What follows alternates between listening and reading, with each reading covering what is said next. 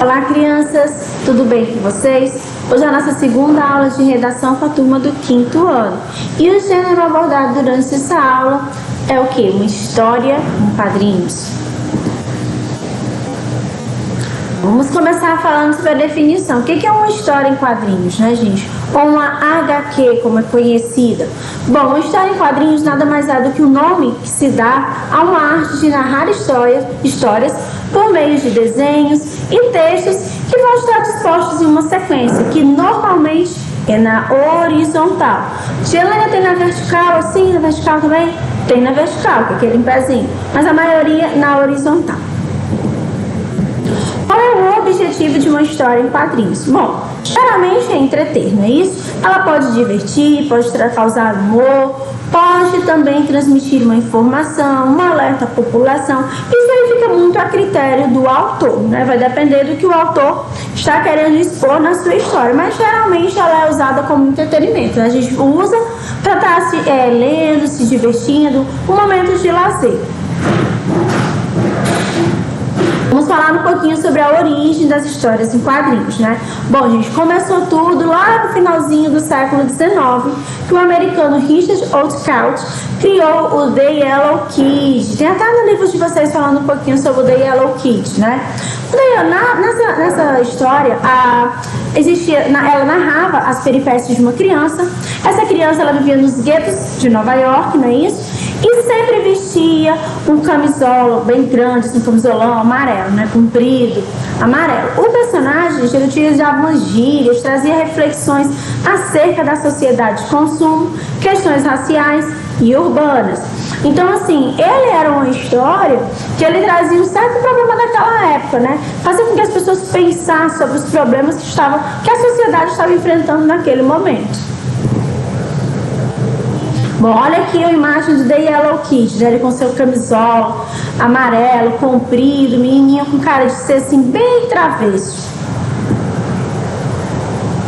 Bom, mais tarde, a The Yellow Kid passou a ser publicada pelo jornal New York World.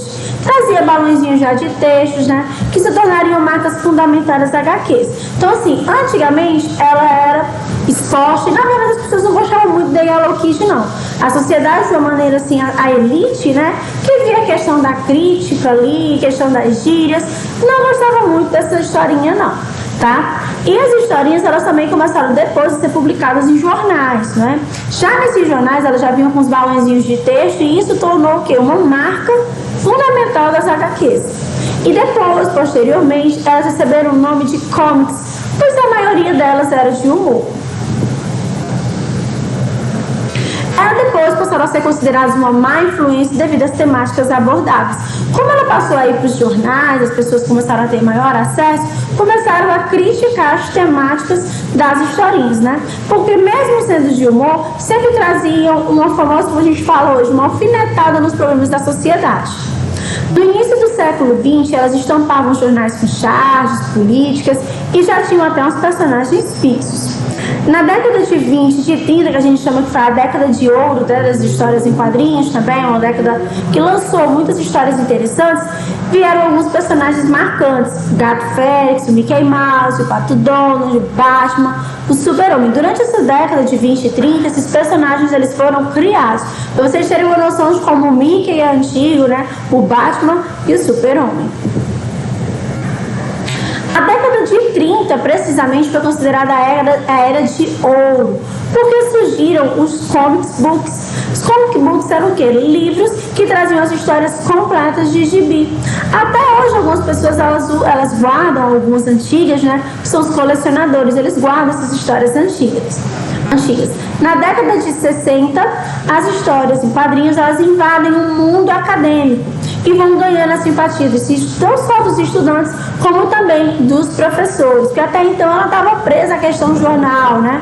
E depois ela começa a entrar no mundo acadêmico, os professores começam a trabalhar, os estudantes começam a ler cada vez mais.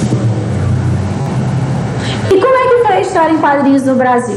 Foi diferente, né, gente? Em 1869, olha como é antigo, o Ângelo Agostinho ele criou as aventuras de Inhoquim, que era um jovem caipira de 20 anos que visita a corte do Rio de Janeiro. Ele era um jovem caipira, tá bom? Em 1905, o Renato de Castro criou a revista Tico Tico, que teve como personagem mais popular o menino Chiquinho. Lembrando que antes do ano de 1869, nada foi feito até 1905? Não, tiveram outras coisas, mas aqui eu coloquei os fatos que foram mais marcantes. Em 1939, teve a criação da revista O Gibi, né, que também trazia várias histórias em quadrinhos.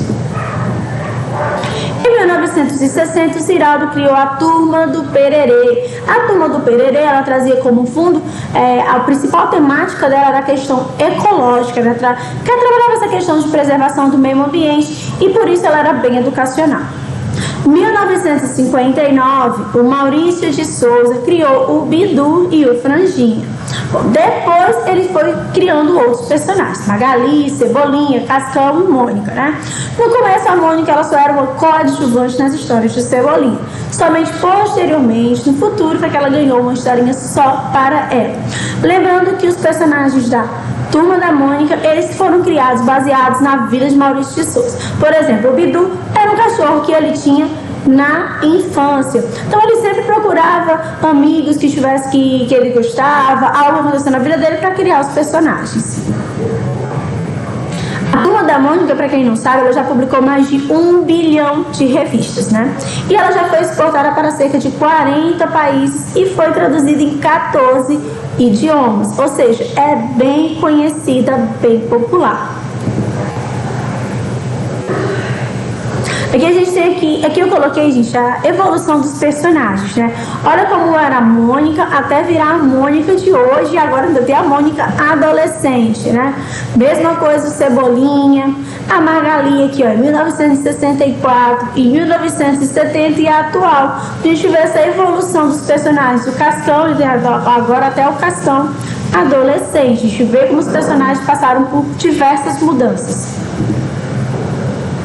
As características de uma história em quadrinhos. Então vamos lá. Primeiramente, 2 tipos de linguagem utilizada. A verbal, que são as palavrinhas, né, os textos, e a não verbal, porque ela traz muita imagem, traz muito... a gente pode perceber que tem a questão das onomatopeias, aqueles barulhinhos, que eles como se fossem reproduzindo barulhos, né? Então tem bastante linguagem não verbal. Letras diferenciadas. Você não vai estar vendo sempre aquela mesma letrinha. Às vezes a letra cresce, a letra diminui, né? Vem letras de todo jeito.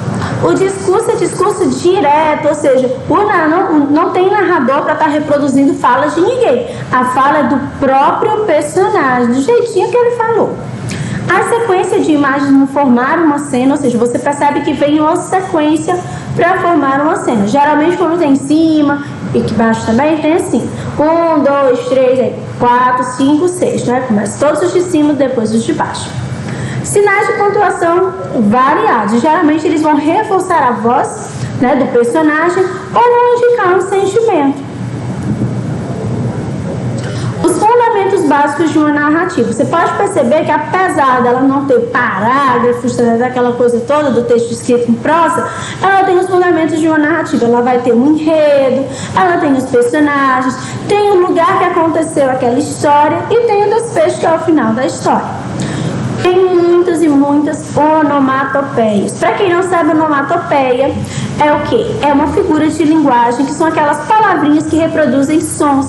Por exemplo, tic-tac, pof, plef, né, smack, pro beijo. São essas palavrinhas que vão reproduzindo sons. Também tem os balãozinhos para representar as falas dos personagens e o formato do balão é que vai indicar a intenção de cada personagem. Então, se você quer saber se o personagem estava gritando ou se o personagem estava sussurrando, olha para o formato do balão, tá bom? Eu coloquei alguns balãozinhos para vocês entenderem, né? O balãozinho de fala comum, redondinho, com uma puxadinha só. O de sussurro já vem todo tracejado, né? O de pensamento em formas de nuvem. Esse de baixo aqui, que tem vários quadradinhos embaixo, várias pontinhas, é um balãozinho de vários personagens falando. Se tiver 3, 4 personagens, ele vai colocando conforme o personagem. Já esse balão todo pontudo significa dizer que o personagem ele está gritando. Olha aqui os exemplos. Balãozinhos de fala. Você viu o meu livro? De pensamento, onde estará o meu livro? Chá de grito, não. Cochicho, não conte isto para ninguém. De amor, acho que estou apaixonado. De ideia. Então você pode ver que o balão, ele diz qual é a intenção do personagem naquele momento. Eu também coloquei algumas onomatopeias para vocês verem, né? Ó, coisa quebrando, crass, tiro, bang, batendo em algo, tum, um soco, soque, pingo, pink, batendo na madeira ou em uma porta, toque, toque, barulho de mola, toing, beijo, schwack, rapidez, vult, campainha, tim-tom, chuva, trovões, cabrum. Então a gente pode perceber que a onomatopeia ela vai, né, criando aquele efeito na historinha. Bom, gente, eu vou ficando por aqui. Eu espero que vocês tenham gostado da nossa aula, tenham curtido aí o nosso conteúdo e que vocês leiam bastante história em quadrinhos, porque é rica, é um gênero muito legal, tá bom? Agradeço a atenção de vocês e até a nossa próxima aula. Tchau, pessoal!